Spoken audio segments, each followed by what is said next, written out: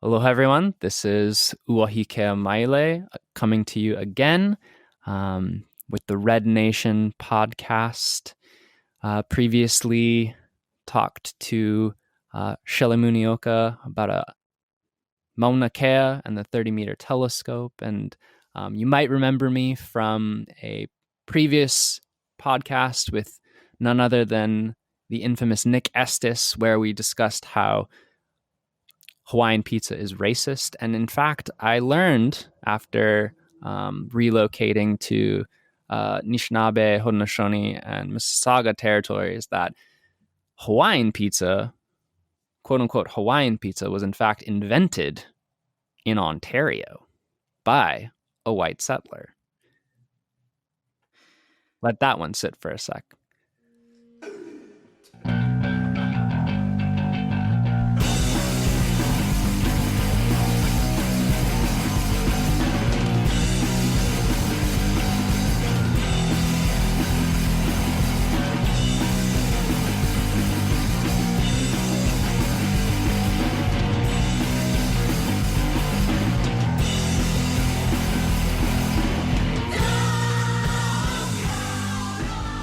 Today, I'm so honored and appreciative and grateful to be joined by Dr. Eva Jewell, who is an assistant professor in sociology at Ryerson University, also a research associate at the Yellowhead Institute, which is based out of Ryerson University, recently publishing the second installment in a research project that holds the Canadian Truth and Reconciliation's calls to action accountable for the various Canadian levels of government. And I'm so happy to be talking to Dr. Jewell today because their second installment of this report just came out. It's fresh, it's new. Dr. Jewell was also on CTV recently, talking about the report, and I had such a wonderful time reading it. I teach a class called Truth, Reconciliation, and Settler Colonialism at the University of Toronto, and my students read the first report from 2019 this semester and found the conclusion that reconciliation at the current rate of implementation won't be at the minimum implemented until 2057 to be striking. And now the new report suggests that it could potentially, at the rate it's currently being implemented, not fully actualize until, I believe, 2074. Incredibly striking analysis and research. And so I'm so honored that Eva, a good friend of mine, comrade, is joining us today. Thank you so much for being here, Eva. Really appreciate your time. And I wanted to open our conversation by asking a quick question. And then if you also want to sort of expand on an introduction for yourself, I find that like self-introductions are quite nice instead of just sort of reading off a biography. If you want to tell listeners a little bit more about yourself, please do. But the question comes from the second installment of the report, where you and Dr. Ian Mosby, who's the co-author of this report with the Yellowhead Institute, suggest that reconciliation is implicated and imbricated in crocodile tears. And so I'd love if you could start... we could start our conversation if you could tell us a little bit more about what you and Ian were thinking about in what crocodile tears are, and maybe like in particular the way that kind of Canadian settler colonialism performs crocodile tears. Well, Jimmy Gwetch for having me here. I'm so excited. This is such an awesome podcast, and it's like just amazing to be here. And yeah, so Chimi Gwetch for having me. Bujo Nindawe Maganaduk, Kinawea, Wabi Bigchagan Kwe Indigenous cause, Deshkan Ziibiing and Donjaba, Maingan Dodem, Anishinaabekwe and Dao. Mbuja, everyone. My English name is Eva Jewell, and I'm Anishinaabekwe from Deshkan Ziibiing, which is Chippewas of the Thames First Nation in southwestern Ontario. So I'm located about 2 hours southwest of Toronto. And I currently live in Toronto. And so I am also from the Wolf Clan, and I, like you said, I'm an associate fellow with Yellowhead. So to start off with Crocodile Tears, which is a great start, I think.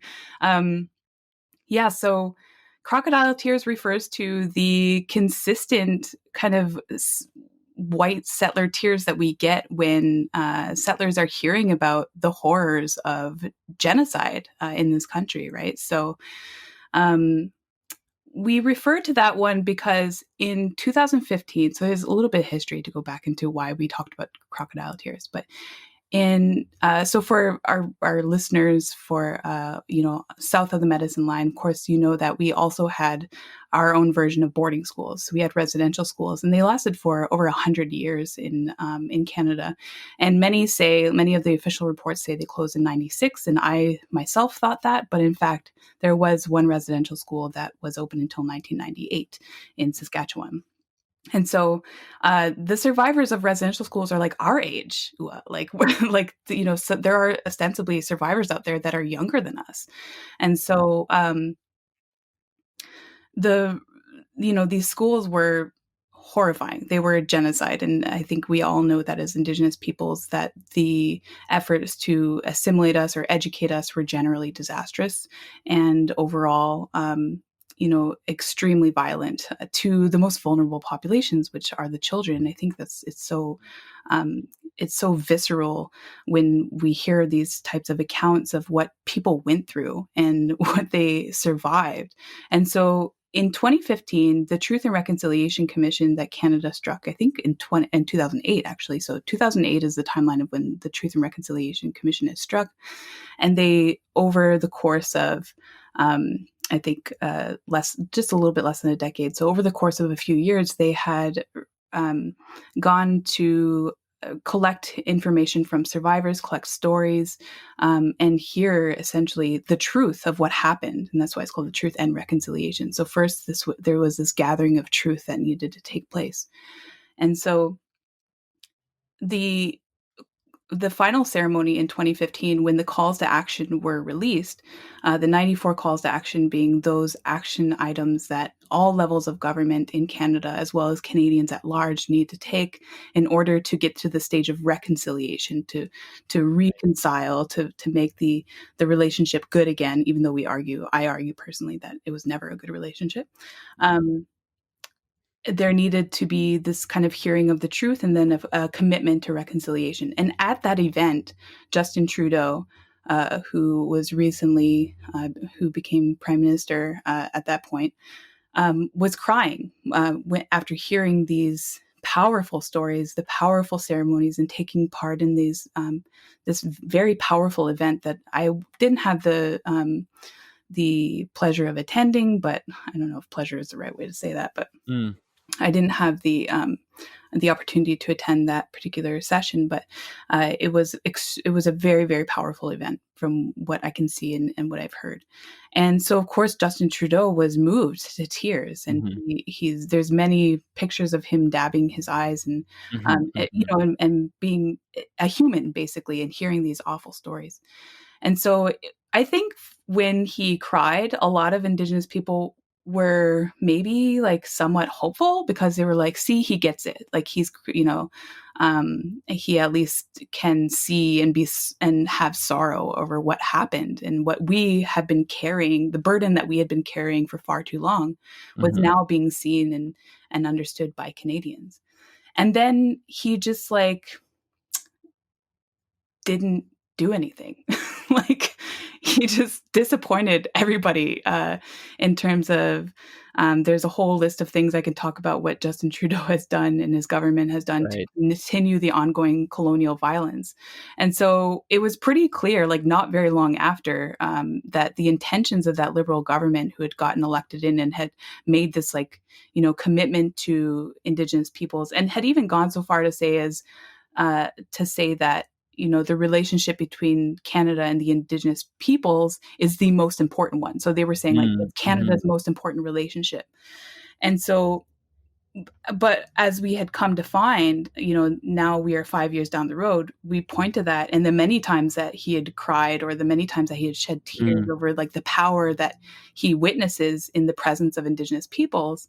And we're just like, okay, now those are crocodile tears because you're clearly not doing anything. You're clearly not changing. Mm-hmm. You're just performing this sorrow or this grief that's actually not yours Mm-hmm. to hold. You actually like have benefited quite a bit from this. So that's kind of the space where the place where we're coming from when we're talking about those crocodile tears that are being shed by Canadians. And Justin Trudeau is just one of the many, Mm-hmm. many Canadians that we witness and see like really like fall apart when they find out that their government and their country is like a genocidal settler state that's like Mm-hmm. really just trash, And so, and I see it all the time as somebody who has to teach mandatory Indigenous studies courses Right, where right, students right. are just, like so incredibly overwhelmed. And yeah, I've seen like we call settlers Shagagosh in my language. So I've seen plenty of Shagagosh people like move to tears.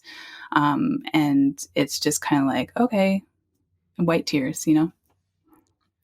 Yeah, and the work that those tiers do are so fascinating for so many different reasons. And I'm thinking in what you're saying about Mushkegowuk Cree scholar Michelle Daigle calling this sort of like a spectacle of reconciliation, that the kind of emotional externalization of tears creates a spectacle that, as you said, extracts from the kinds of truth telling about experiences with genocide through Indian residential schools or the 60s and 70s scoop in Canada.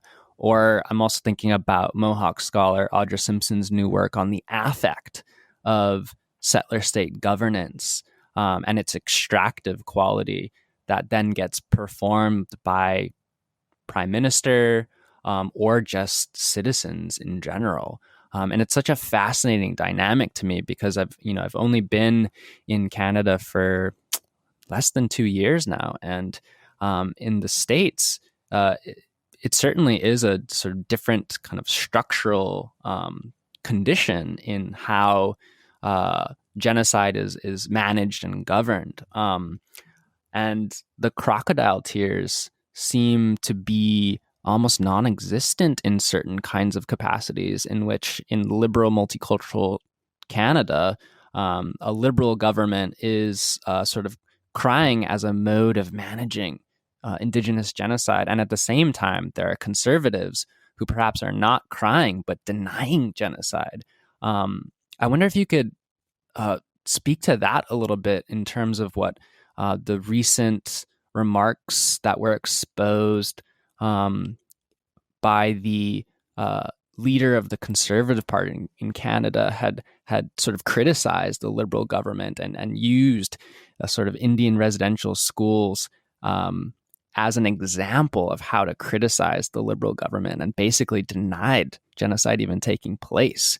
Because as we know, these are two sides of the same coin. But I think a lot of folks globally consider Canada to be this progressive, liberal, humanitarian country, when in fact the liberals and the conservatives are racist and genocidal. So, what did you think about what Aaron O'Toole said, and kind of the way in which, while not shedding crocodile tears, these are part of the same beast of kind of genocide? Absolutely. And that, I mean, thank you for bringing all of that up because I have a couple of thoughts about what you had talked about in the management of the settler colonial affect, basically, and the atoning for the sins taking place as like a performance of tears rather than actual change that could actually improve the lives of Mhm. Indigenous peoples, right? So it's this comfort, this place of comfort where you can witness me tearing, witness me crying over what's been done to you, but I'm not going to change for you. And so it's almost like a burden that we also have to hold on top of that. Because I think that our people Anishinaabe people, and when I say Anishinaabe, I mean all Indigenous peoples in Canada, like we're so kind, I think, and we are so compassionate in many cases, almost to, I think, a fault, because we we know that our communities have gone through so much, and we want to hold space for their, I think we want to believe or hold space for a good relationship continually, because we have that humanity. And so I think there were a lot of people that really held space for Trudeau and for the Liberals more broadly, and supported them, and so that almost like bolstered them and emboldened them to continue on crying on this one hand, but then being destructive on the other hand. And so it becomes this weird co-optation of Indigenous generosity and Indigenous patience more broadly. And so when it comes to Aaron O'Toole spoke at a Ryerson conservative group Right. Zoom call last month in November. So the timeline is very important here, because he speaks on the Zoom call on November 2nd. Ryerson conservative group, they're all excited about this. They share it amongst themselves, and apparently there's conservative groups at all the universities in Southern Ontario that I know of. There's probably more at all universities, but there's this like network amongst Southern Ontario conservative groups, and they like share it amongst themselves, and he becomes like this hero, anti-liberal hero, and he owned the libs and all this stuff. And it wasn't until like maybe the second week in December where that leaked, and everyone was like, what the fuck? Like, Aaron O'Toole's out here like denying residential schools were bad things. So essentially his comments were saying residential schools were opened by liberals, or there were more liberal prime ministers that opened residential schools than any other party. So, and of course we know that they were just made to educate Indigenous peoples, and like they're really not that bad. And so the conservative groups like ate it all up. They were like, I can imagine the types of people that involve themselves in university conservative groups. And if you're imagining the same person I am, you know that they're eating this shit up. Yeah. And so, so it wasn't until like, again, the second week of December that this gets leaked, and the press is like, hey, and it goes all over Twitter, and there's a press report about it. And that's when Aaron O'Toole like is called to account and say like, you're denying that genocide happened here. Like you can't, like, you're denying this, and you need to account for this. And there was, on Twitter, resign O'Toole was trending. Everybody was talking about it and calling for him to resign. And he comes out with this non-apology that was like, I shouldn't have, or he said something like along the lines of like, I should have pulled it up, but he said something like, it was just a non-apology. And he said something like, we all know that residential schools were bad, and my words were taken out of context. So he didn't even apologize like until, first of all, he got caught. And then when he did like quote unquote apologize, and I'm using massive air quotes here, he offered up a non-apology and saying like, you know what I mean. He essentially said, you know what I mean. And this is a clear pattern of conservative leaders. Like there's another conservative leader in the Senate named Lynn Bayek, who is also denying residential schools, and almost got kicked out of the Senate a couple times because she refused to take cultural competency training at the very least. And so she also is a racist person who denies residential schools were a bad thing. And I've met these people personally. Oh, they weren't that bad. Oh, they were just wanting to educate them. Oh, it was just a humanitarian effort. Like they, that same old white supremacist bullshit that like we didn't know what we were doing beforehand, and we were just being saved in the good old fashioned brutal way that they used to save savages back in the day. And so you should be thankful for your education. And I think this denial of the genocide of residential schools is not surprising in a settler colonial state that is committed to white supremacist values and to values that center, Euro-Western beliefs and ideas of progress. But it's also like really, it is very, very frustrating, and it's very visceral. I think when, as a descendant of people who had gone to residential school, as a descendant of people who have gone to residential school, and knowing the harm and the reverberations it has through our families, to see these privileged white people who have never had to experience anything like that, to speak on those experiences that are not theirs to speak about, is incredibly frustrating. And this is obviously the Yellowhead Institute, which you are a research fellow with, is intervening in so many important ways. But the particular project that you're working on with Ian to kind of hold Canada to account for the implementation of the calls to action, which come through the Truth and Reconciliation Commission's final report, which concluded, cultural genocide, which, now there's an institutionalization of not just cultural genocide, but genocide in the national inquiry into missing and murdered Indigenous women and girls.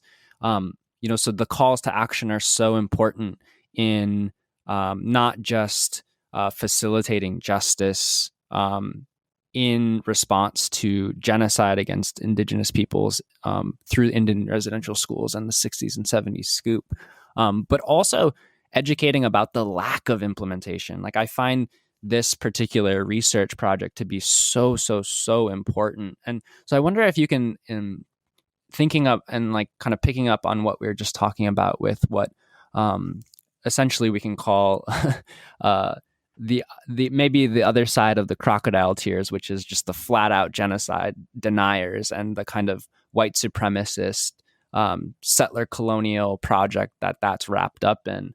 Can you talk a little bit about your participation in Yellowhead, and then kind of thinking about the specific project, and maybe if you want to speak to also more about what drew you to Yellowhead and to this particular research project as well. Yeah, so this project actually started from my colleague, Dr. Ian Mosby, who is a settler historian and has done some incredible work in terms of revealing just how insidious and violent the settler colonial state of Canada has been in terms of residential schools. And so he unveiled, I remember hearing about him in 2013 and reading about how his research unveiled his research found evidence of nutritional experiments in residential schools. Right. And so Ian's already, as a historian of food and as a historian of medicine, had done this research that basically was like a bombshell report. I remember it was huge when it came out. So finding evidence that there was nutritional experiments, I think really made it so that he wanted to ensure that there was accountability in the communities that he worked with. So after 2015, the Truth and Reconciliation calls to action come out. Again, there are 94 calls to action that tell Canada what they need to do to get Indigenous peoples to a bare minimum equity standard with the rest of Canada and Canadians. Right. And so 1 year after, he had found that nobody was really talking about them anymore. So he decided to just tally it up on Twitter. So he tallied it up and found that his first findings were maybe a few, like 3 or 4. And then each year, just like maybe 1 or 2 were completed. And so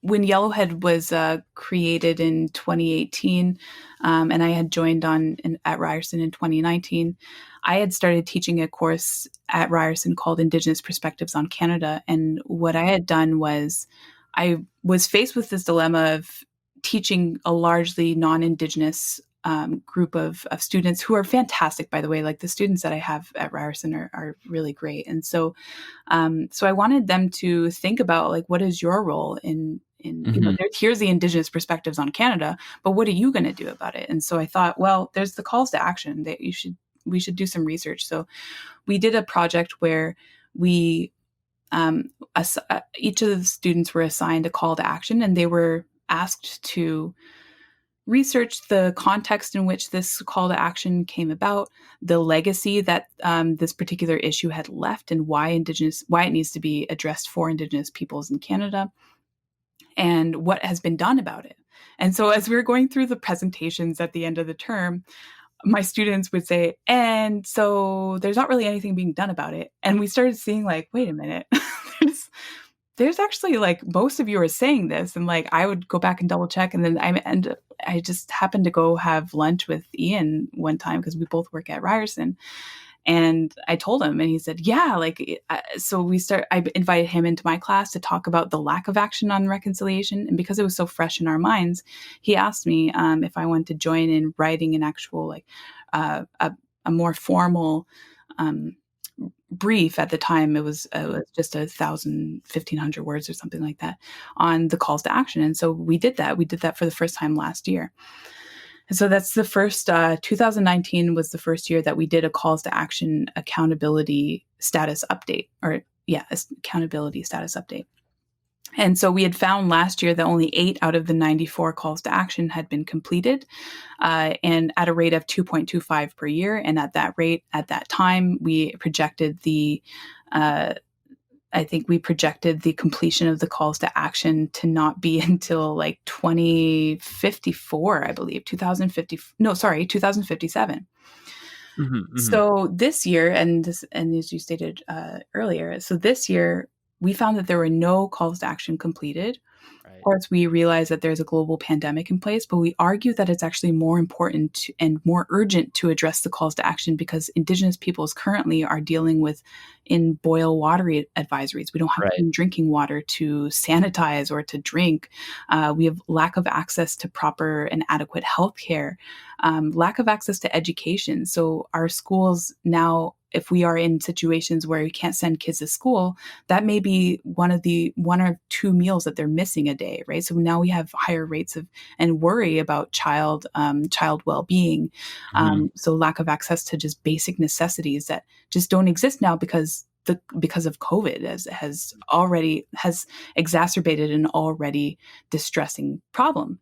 Right. And so I was expecting to get some snark this year from Canadians and being like, well, we got bigger problems to deal with. And I'm like, okay, cool. Yeah. You know, that's nice that you're doing well in your cities or in your towns. And, you know, you have access to clean drinking water and like a grocery store down the road. But our communities aren't faring well under this fucking pandemic. So like have some compassion for us. Canada's supposed to be well known on the world stage as this leader of like, you know, human rights and like multiculturalism Canada and like treating their own, the people whose lands that they stole like actual garbage. And so, which of course is not surprising once you understand and know the whole system. So that all taking place, we realized that the lack of movement on the calls to action this year would actually push the completion further for another generation.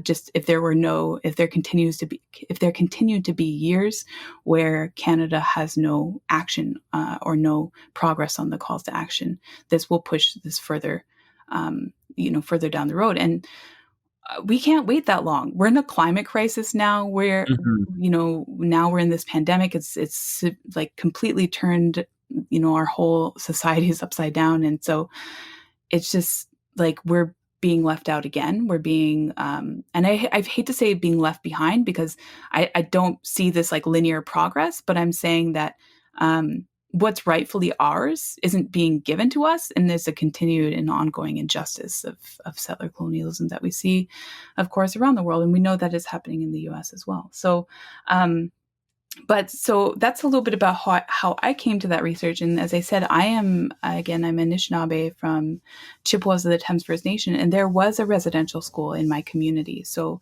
actually lived on the grounds of the former residential school in my community. And that residential school was called Mount Elgin Indian Industrial School, and it was one of the first to be open in Canada. And so there's two very, very early residential schools. There's one called Mohawk Institute, and that was in Brantford. and then the Mount Elgin Indian Industrial School. And these were model schools that were designed to be like almost like experiments. Maybe experiments kind of a strong word, but model. They were intended to be like the pilot programs for what could potentially become industrial schools, and would later become, of course, residential schools. So this one opened in my community in the 1840s.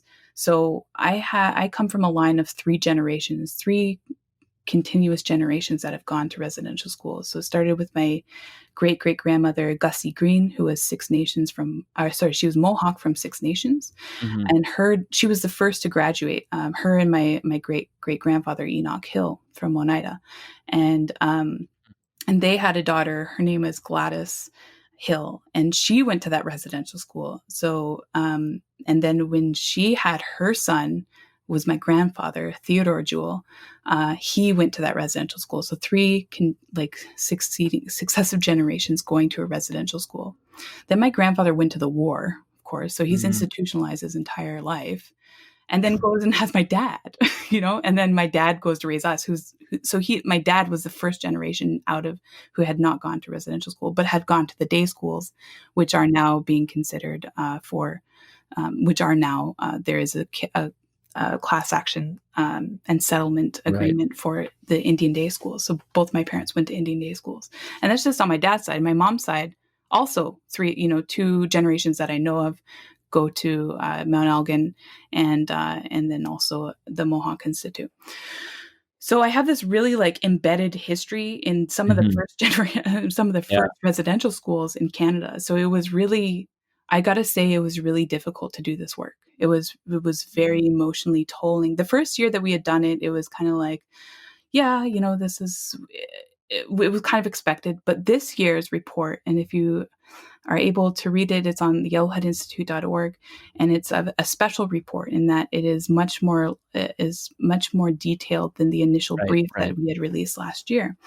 And so it's a 20-page report. We go in depth. What we did this year that's different than what we did the first year is that we reached out to experts in the field. So Indigenous scholars, researchers, practitioners in the fields of the areas that the calls to action address.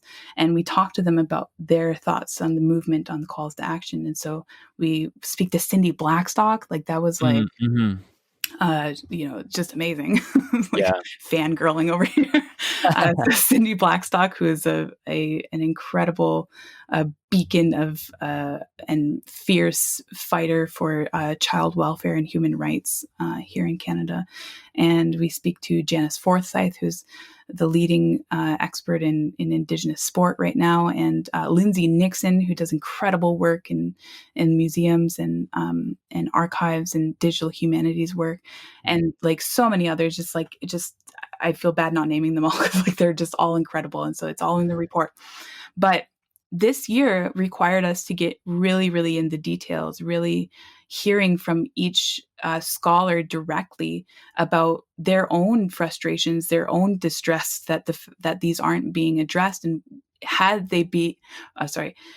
their own frustration in that in these being addressed. And had they been addressed in the beginning, their work would have been able to be progressed so much further because of all the important scholarship that they do, especially community-based scholarship. Right. So I found myself just emotionally distraught at the end of doing this work and seeing that all of this, I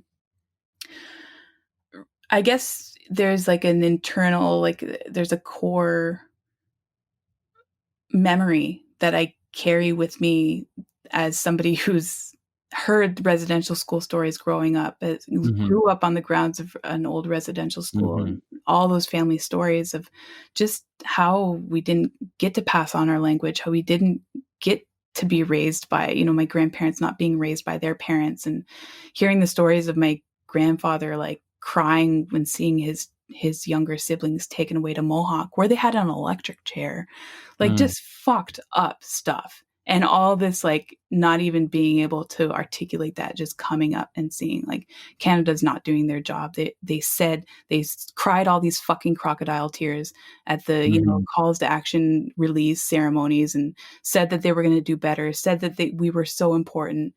and again are skirting their responsibilities, abandoning their fiduciary responsibilities Mm-hmm. that we secured in our treaty relationships with them, and just doing it all with a smile on their face and saying, you should be grateful for the scraps Yeah. that you get. And it's maddening. It's maddening. And another thing is working at a place called Ryerson, which is named Yeah. for the guy the I was just architect thinking of that. of the residential school system. One of my first days, after one of my first lectures at Ryerson, I walked back to my office just amazed that I work at an institution teaching the horrors of what this Mm-hmm. man, ultimately set into motion in the universe, as being a descendant of the survivors of his system. Like, it was just like all this like weird, like I felt like the quantum brain, Mm. like in the meme, like the Yeah. Yeah. universe brain. I was like, whoa, this is wild. And I mean, there's so much, to be said, and so much that we should just sit with in what you said. But one thing that comes through is like the work is taxing, to, as you mentioned, like work on this report to teach about Indian residential schools and the ongoing genocide of Indigenous peoples in Canada by Canada, is work. And I think a lot of folks, whether they're academics or sort of non-academics that approach kind of reconciliation discourse and policy, don't always see or value how much work it takes to actually just hold the Canadian government and its sort of various forms of government accountable to what it's and to what they have promised. And I found, one, the conclusion that Canada is failing Indian residential school survivors because of the lack of implementation of calls to action to be very persuasive in the report. That the lack of implementation of the calls to action is categorically failing the survivors of Indian residential schools that were promised justice, promised reconciliation, but also that not only is this sort of categorical failure understandable as something that is like a lack of action or um, uh, unwillingness to fulfill a promise, but the report analyzing and suggesting that Canadian implementation of reconciliation has actually regressed is so striking. I wonder if like you have anything to add to kind of that conclusion and what folks really need to take away from that, the kind of like ridiculous nature of how on one hand there are predatory non-Indigenous organizations that are financially benefiting from reconciliation monies, and at the same time the implementation of calls to action has actually gotten worse. Yeah. It's fucking depressing. I can see why like I carry all this like memory and like understanding of what they've done, and then seeing I I wish I could be like more academically like or like scholarly about this, but I feel like Canada is like putting its clown shoes on when it goes to Mm. reconciliation. Like Mm-hmm. that's what it feels like to me.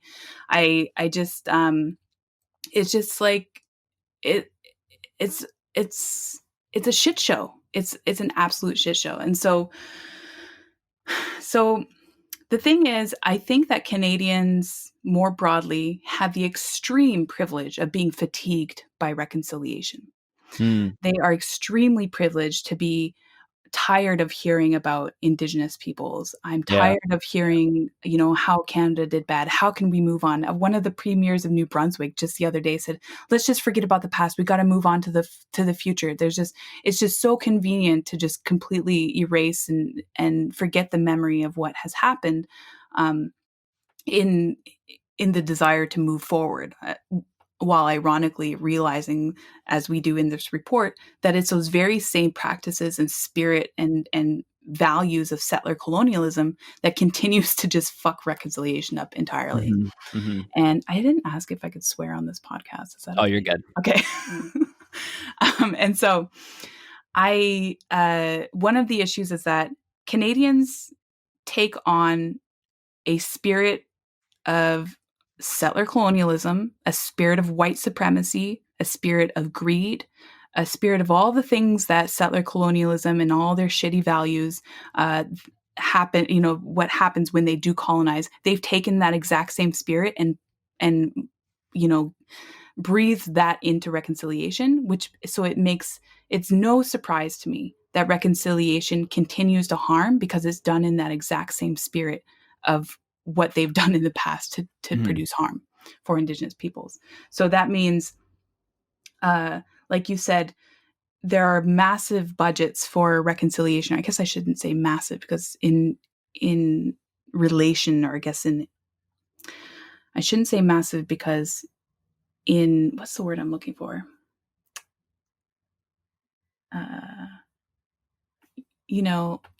Sorry, you're definitely gonna have to cut this one out. What's the word I'm looking for? Not in relation, anyways. Okay. In comparison. Okay. So yeah. These massive reconciliation budgets, or seemingly massive in comparison to the other budget line items. All those monies are going to settler organizations that already have the resources and the capacity to implement the programs and services of reconciliation. So one example is this organization called Right to Play. And Right to Play is a not-for-profit organization that works globally to produce and create programs in communities, like, programs for play and for sport and things like that. And they come to my community. And so I always thought that they were cool. They do a good job. They come in, they play with the kids, they run like a day camp over the summer, and then they're gone, I guess. I wasn't really critical of it because they just come to my community. My kid plays in these programs and things like that. Well, when we went into the interviews and we were talking to people, we realized just how insidious it is. So Right to Play takes 25% of the overall budget for reconciliation in the area of sport. And so it leaves this, it competes with Indigenous communities and Indigenous organizations who could ostensibly produce and deliver those same programs. So what we end up seeing or having is these parachute programs that are led by settlers, drop people into communities, run the day camp for the summer, and then leave. And we don't develop the capacity in the community. We don't develop, leadership in the community. There's no infrastructure that's developed in communities. It's all given to this settler organization to provide a secondary service, and they retain all of the capacity to continue giving these programs and services. So that's one example in how settler organizations are basically taking and in direct competition with Indigenous organizations and taking away capacity dollars for reconciliation. And another way is that there's lots of monies that are funneled into organizations like Canadian institutions like the Canada Council for the Arts that lead these massive funding streams that invite Indigenous artists to come and produce and create works, which all sounds really great. But the leadership of these organizations or these institutions do not change. And so from what I understand, Indigenous peoples are often subject to rules that are not made by them, subject to institutions that are not led by them. And so we retain those toxic settler spaces that are difficult for Indigenous peoples to maneuver and navigate through, for most of them anyway. And just basically it's trickle down reconciliation. So give all the money to the big settler organizations, continue to bolster their institutions, and then trickle down those monies to the poor Indians who will produce the nice art and put up on our walls, and will have the illusion of reconciliation and inclusion. And as we learned this past week, Michelle Latimer, Mm, who mm-hmm. was the co-creator of the amazing TV show Trickster on CBC, which was just incredible. And yeah, and it turns out that she was a pretendian. Like she just, made a move into an Indigenous identity, reaped the benefits off of probably going into taking advantage of, funding streams like this one, as coded as an Indigenous person, or coding herself, cloaking herself as an Indigenous person, taking advantage of these reconciliation monies, climbing her way into like this, you know, um, really pivotal role of the series that nobody could like stop talking about this past Yeah. year, and then so entirely reaping benefits from a reconciliation framework, and then turns out that she's not actually Indigenous and has no Indigenous ties. So I I think want. reconciliation is just like, it's just become, yeah, it's become like it feels like a scam. Mm. I want to say that I recently read a short piece that Elmila Tailfeathers wrote, and I can't remember the outlet that she wrote this piece in about Michelle Latimer. And in it, she said something to the effect of the kinds of money that Michelle Latimer brought in through the various kind of modes that a filmmaker brings money in was amounting to something like, over a period of time, like almost $1 million. And it just befuddled me to kind of like think about that profiteering off of claiming indigeneity in a space of governance in which reconciliation is equivalent to a kind of financial benefit for non-Indigenous people that are not the survivors of Indian residential schools, that are not the descendants of survivors of Indian residential schools. And it really illustrates, I think, so nicely the point that the report is actually making about the sort of predatory non-Indigenous exploitation of reconciliation. And so I wanted to ask then about the scam, right? Is reconciliation dead? And I wonder if we can talk about that in relationship to how Indigenous feminists have exposed this particular scam, that reconciliation is dead, or perhaps, as many folks have argued, never existed. Yeah, so reconciliation is dead came from the Wet'suwet'en uprising earlier this year in March. And it was incredible how it all came about. And I can't point to any one particular figure, but it was Indigenous youth and Indigenous women that were saying this: reconciliation is dead, revolution is alive. And so, really pushing back on this whole expectation on the part of the settler state to come to the table in the spirit of reconciliation and in the spirit of negotiating, because we know what happens at those tables. We know what happens when we come and Mm-hmm. sit down in the reconciling spirit. Obviously, we get exploited, right? So reconciliation is dead was I think a rallying point, and it was so inspiring for me to see this, because again, that in March of earlier this year, February, March, it was just a few months after we had released the first report.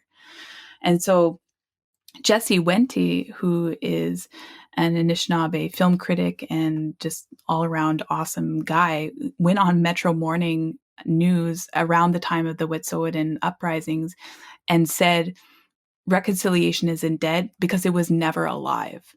And I think that's such a good way to encapsulate it. It's like there, I think it's all just good ways to describe and discuss like the hollowness of reconciliation. So we have these Indigenous women and youth on the front lines of protecting their territories, their traditional territories that were never ceded, by the way, and that Canada actually doesn't have a legitimate title to their land. Canada Mm-hmm. is Mm-hmm. illegally occupying their land, Right. and is saying, pushing back and saying, don't even come here with your reconciliation. It's dead. It's not even. And then Jesse Wente just like, further like flaming, uh, fanning the flames and saying, no, it was never even alive. It was never alive. And it was such an intense, but important moment, I think, in March this year. And then, of course, the pandemic hit like immediately. So it was really intense. So I think that Indigenous feminists are doing like an amazing job and incredible work in speaking truth to that, the threat of co-opting our continued resistance movements and articulating in such a way to back to the state, um, to protect and to continue to protect what is rightfully ours, because we are the producers of the Mm-hmm. next generation of Indigenous life. Um, again, I'm thinking about Cindy Blackstock, who's doing the important work of pushing back and forcing the Canadian government to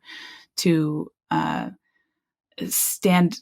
Sorry, Cindy Blackstock, who's doing the important work of forcing the Canadian government to pay out the amounts that it owes to Mm. children who are in the child welfare system.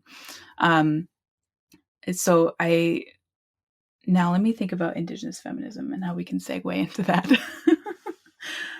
Well, I um, think it's such a great point to remind and to kind of stick with about how in land-based Indigenous struggles against extractive capital and extractivist industries or the settler state and colonialism, it is Indigenous youth, Indigenous women and femme peoples, but also Indigenous queer and Two Spirit folks that are caretaking the relations of opposition and resistance in very affirming ways. And even in thinking about sort of the struggle in Hawaii against the 30-meter telescope project at our sacred mountain, Mauna Uahikea, it typically goes uh, unhighlighted that it has always been Indigenous women and Indigenous queer folks and in Hawaiian Mahu folks that are caretaking the protocol and the relations of the actual blockade in incredibly like political action, but that is reaffirming and forcing us to reckon with our reclamation and reterritorialization of that place. And so I think it's incredibly important that we shout out those folks who continue to be on the front lines and holding together our communities in ways that they don't get enough recognition and um, value for. So I appreciate you bringing that up. yeah, absolutely. And I was thinking about,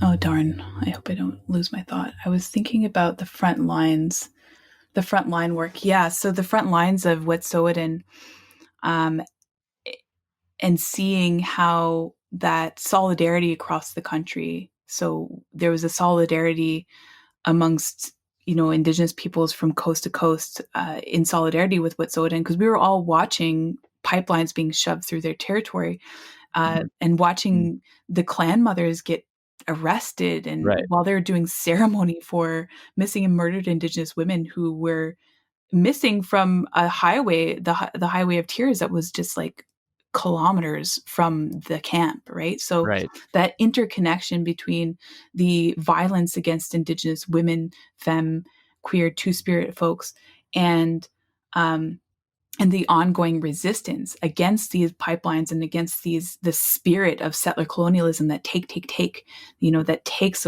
away from us and our spirit and our futures.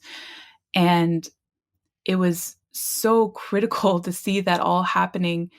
And then while it's all happening, they're saying reconciliation is dead, because Yeah. reconciliation oftentimes is paraded in like boardrooms, in settings of government, in the offices. It's in such a clerical kind of setting, right? Where you don't see the extraction, or you don't see the on the ground uh, violent the violent phenomenon that's happening against Indigenous peoples who are protecting their territories. And so I think it was such a juxtaposition between, you know, women, femme folks on the ground in the front lines saying reconciliation is dead against Right. those, you know, white settler uh, heads of state who are sitting in their offices saying, come to the table, you know, we want to get together in the spirit of reconciliation.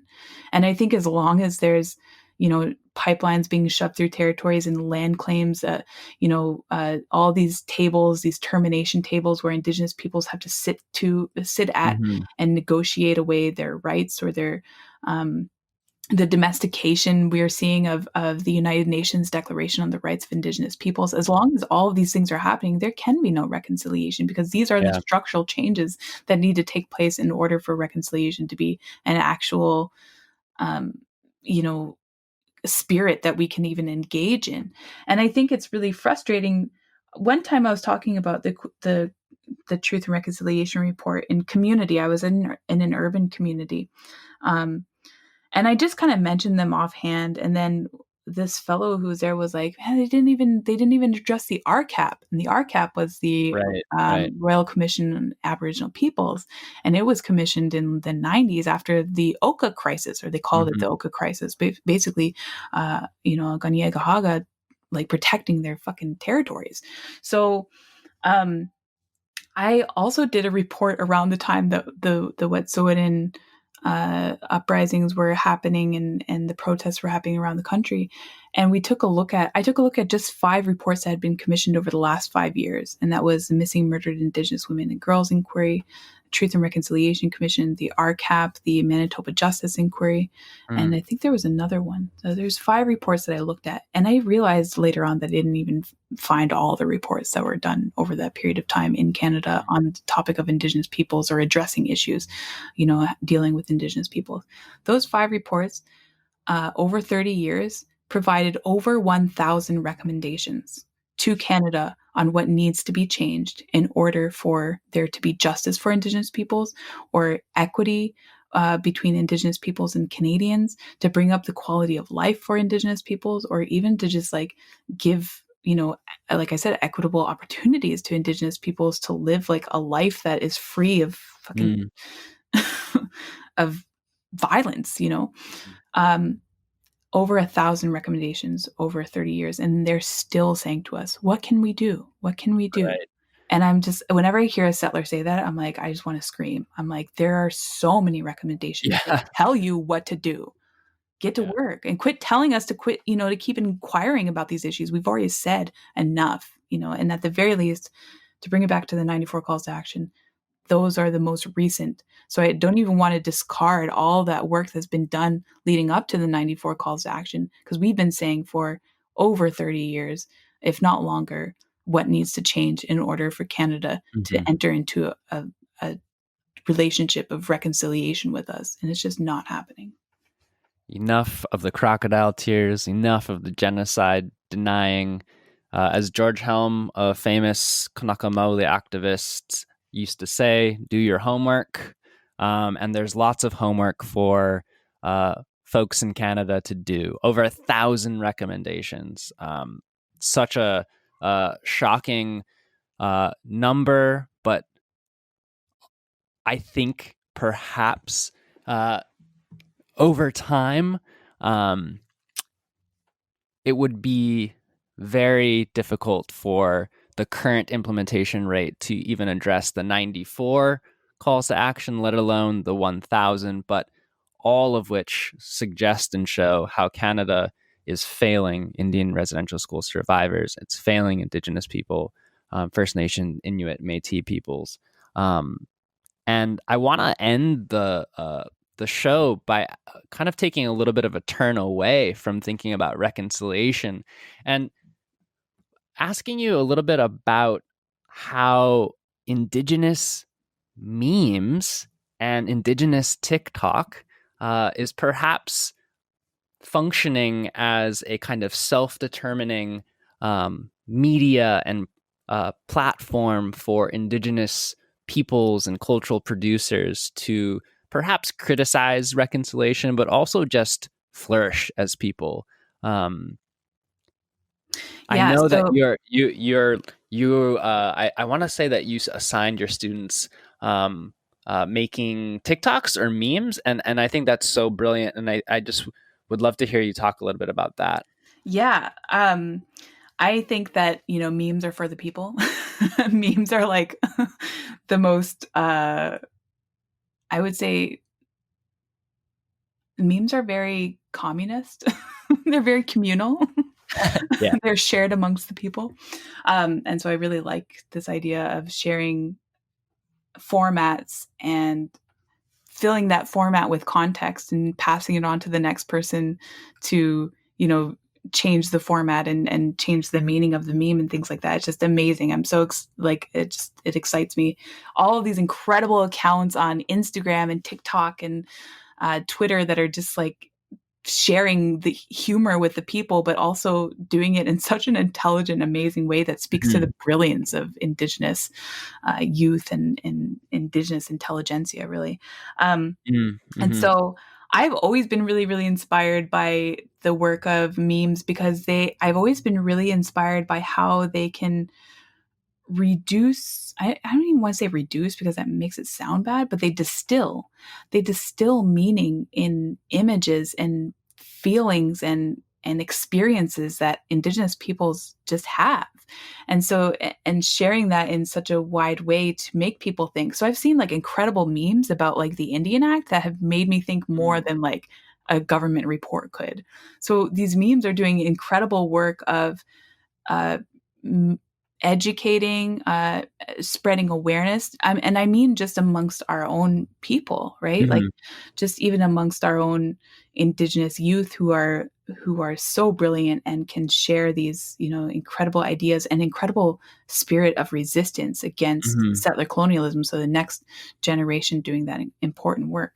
And so um, I wanted to give my students, teaching emergency remote pandemic teaching is like really tough. And I wanted to engage my students where they already are. And they're on social media, they're on Yeah. Instagram, they're Right. watching TikToks, they're doing all this. And it's funny because I'm doing all this and I'm like, okay, how can I like, feel like I'm working if I'm it's so bad and so capitalist and so productive, but on the oriented towards productiveness as worth and value. But sometimes when I can't work, I just like I'm engaging in these other ways of being, and then I'm going through TikToks, I'm going through Instagram, and I'm seeing and I'm engaging with an alternative form Yeah. of scholarship, really, Mm-hmm. of intellectual thought and of Indigenous resistance. So I asked my students to make a meme. So I assigned, it was an Indigenous peoples and decolonization course, and mostly a non-Indigenous student population course. And so I asked them to take some of our readings that we had read up until that point. I assigned them like Memi and assigned them the Fanon documentary on violence and things like that. So take these concepts and turn them into a meme. How would you educate people around you through a meme? And they had the idea of doing a meme or sorry, they had the option of doing a meme or a TikTok or a tweet, anything like that. And the work that they produced was just mind blowing. I was just like, this is amazing. Like, you're all like so smart and so funny. And like the TikToks were like incredible. Like, I had one student that just like, uh, used one of the formats that sings a song about being a colonizer. And she's like Mm. dancing around in her room about like how, about colonizers and things like that. So I got really excited and I made a TikTok, and it was one of maybe two TikToks I've ever made in my life. And I really, really wish that I could dedicate more time to TikTok, because as soon as I made that TikTok, I was like, I have a million ideas for many, many more. But like other platforms, like media comes and goes on TikTok. And so you have to take advantage of like a particular song while it's trending. Mm. Because if you come back, you'll be like one of those people who's using like a Forever Alone meme now. Like, who's using Forever Alone? Like, it's like, first of all, it's like incel.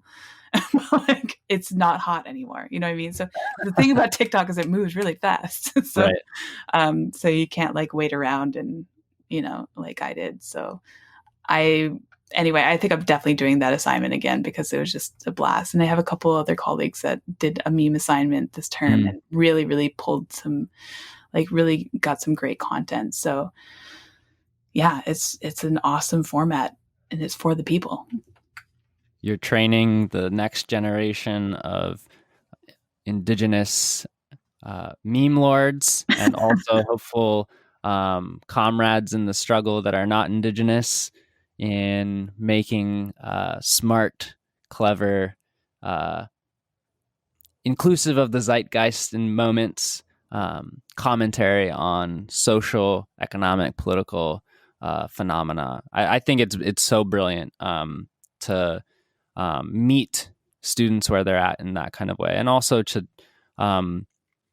take advantage of the kind of digital platforms and media that we have at our fingertips, and that in a moment like COVID and the pandemic, where many of us, although not all of us for sure, are on our phones and consuming information that way, in such a brilliant translation process. So hats off. And if you want to learn more about Indigenous intelligentsia and Indigenous digital media, definitely check out Dr. Eva Jewell's courses at Ryerson University. Shameless plug here. And with that, thank you so much, mahalo nui loa ya oi, e ku'uhoa Eva, for joining me today on the Red Nation podcast. Such an honor to be in conversation with you and to hear more about your recent report with Dr. Ian Mosby on holding Canada to account for its implementation, or I think we can say conclusively, lack thereof implementation of the calls to action from the Truth and Reconciliation Commission. So mahalo, mahalo, mahalo. I will make sure that the report is linked in the Red Nation podcast episode for our podcast. And I encourage all of our listeners to read that, to read the first, to check out other briefs that the Yellowhead Institute has put out, and keep your eyes peeled for more TikToks from Dr. Eva Jewell. Now you're going to hold me to account now. Uahikea, it's been such a pleasure being here. And yes, thank you so much. Much appreciated.